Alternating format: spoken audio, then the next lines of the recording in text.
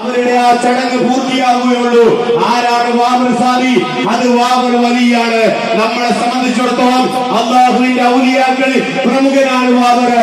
ആ വാമരുടെ മുമ്പിൽ ചെന്ന് പ്രാർത്ഥിച്ചാലേ അയ്യപ്പനെ കണ്ടതിന്റെ പ്രീതി ലഭിക്കുകയുള്ളൂ എന്ന് വിശ്വസിക്കുന്ന ആളുകളാണ് സഹോദര സമുദായത്തിൽപ്പെട്ട ആളുകള്.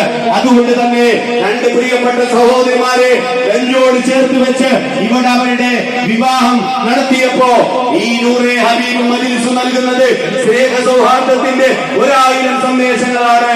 1000 നന്മകൾ ചെയ്യുമ്പോ എവിടെയെങ്കിലും വാക്കിലോ പ്രവൃത്തിയിലോ മനുഷ്യൻ എന്ന നിലക്ക് എന്തെങ്കിലും വീഴ്ചകൾ വരുമ്പോ ആ വീഴ്ചകൾ മാത്രം ഉയർത്തി കാണിച്ചുകൊണ്ട് ഈ മജ്‌ലിസിനെ തകർക്കാനും തളർത്താനും ശ്രമിക്കുന്ന ആളുകളുണ്ടാകും.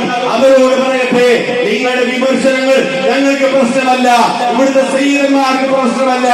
ആയിരക്കണക്കായ പാവപ്പെട്ട ആളുകളുടെ കണ്ണീരൊപ്പാൻ വേണ്ടി അവരുടെ മുമ്പിൽ വരുമ്പോ അവരവരെ സഹായിച്ചിട്ടുണ്ടെങ്കിൽ പാവപ്പെട്ട യതീമുകളായ കഷ്ടത അനുഭവിക്കുന്ന ആയിരക്കണക്കിന് മക്കളും അവരുടെ ഉമ്മമാരും നമ്മളെല്ലാം കിടന്നുറങ്ങുമ്പോ നട്ടപ്പാതിരാക്ക് എഴുന്നേറ്റ് നിന്നുകൊണ്ട് ഈ മജ്‌ലിസിനും നേതൃത്വം നൽകുന്ന സയ്യിദ് അവർക്കും വേണ്ടി പ്രാർത്ഥിക്കുന്നുണ്ട് എങ്കിൽ വിമർശനങ്ങൾ പറയുന്ന ആളുകളുടെ വിമർശനങ്ങൾ നമുക്കൊരു പ്രശ്നമല്ല.